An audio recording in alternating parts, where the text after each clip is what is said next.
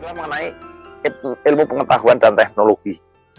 Jadi ini terkait dengan idenya nanti bahwa ada suatu sistem di mana pengembangan teknologi ini dapat dirangkum juga dalam koridor integrasi dalam atas penanggulangan bencana.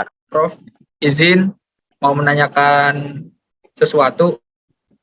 Bagaimana peran teknologi dengan kearifan lokal yang ada di masyarakat sehingga dapat sinkron istilahnya Prof dalam pengurangan resiko bencana berkaitan dengan bangunan tahan gempa, Prof. Jadi teknologi itu memang bersifat cepat dan up to date ya.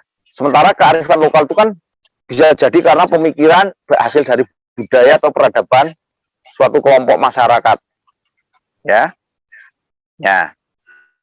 Jadi nanti teknologi ini sebetulnya lama-kelamaan juga akan memperbaiki tanda kutip kearifan lokal yang tadi yang dulunya dianggap arif ternyata tidak.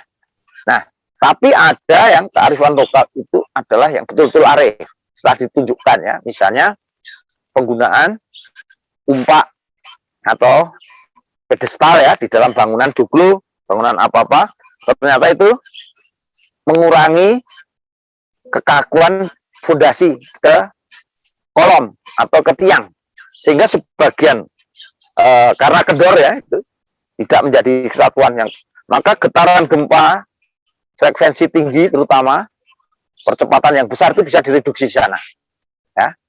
Itu kearifan lokal yang ada. Terus membuat beri lapisan pasir, kearifan lokal lama itu, karena kalau kita lihat di Prambanan yang candi-candi Prambanan sudah 1000 tahun yang lalu lebih ya, sudah 1500-an tahun yang lalu itu sudah menggunakan kearifan lokal, pakai pasir-pasir itu untuk meredam getaran.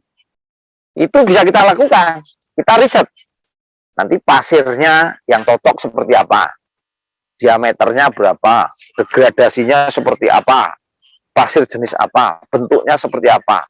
Nah di museum ini juga kita biasa ya, karena punya alat simutaga kecil gitu ya, terus pakai alat Android, deteksi Android, maka cepat kita ya, kalau ada masukan dari masyarakat, pasir seperti ini langsung aja kita uji di situ, kita guncang dengan frekuensi tertentu, nanti kita lihat, Pak, ini terlalu degradasinya terlalu seragam, sehingga memang perdamannya besar, tapi dia akan berpindah tempat. Bangunan setelah ada gempa pindah tempat, karena geser. Nah, bagaimana yang bagus, nah itu harus ada penelitian yang namanya optimasi. Diameter yang seperti berapa, perbedaan diameter berapa, rata-rata diameter berapa, degradasi yang seperti apa, bentuknya yang tajam dan halus berapa persen, ya, selain ukuran tadi, ya. Nah, itu artinya kearifan lokal, tapi bisa dikembangkan bagaimana nanti mendapatkan kearifan lokal itu secara positif. Juga di dalam sambungan, misalnya museum di sini nih, sebagian masih menggunakan kayu di dalamnya, walaupun itu sebagian tembok ya, tapi itu masih menggunakan kayu sehingga sambungan itu tidak pakai paku, juga tidak kencang seperti pasak, tidak, ya masih ada goyangan seperti sendi terbatas ya. Jadi manakala ini sering kena gempa juga tergoncang, ya dia akan goncang begini, akan goncang. Nah ini kearifan lokal yang bagus, ini kita teliti juga bagaimana sistem sambungan, bagaimana berapa sudut maksimum dia bisa bertahan. Nah, ini adalah kearifan lokal yang bisa diteliti. Jadi kearifan lokal itu bisa didekati dengan ilmu pengetahuan dan teknologi. Kalau nanti masih valid, tentu itu adalah bisa kita teruskan.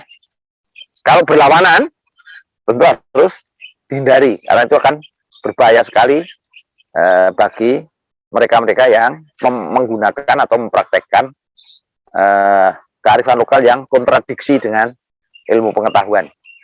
Saya kira itu, Mas. Terima kasih banyak kepada Prof. Sarwidi atas waktunya sebagai narasumber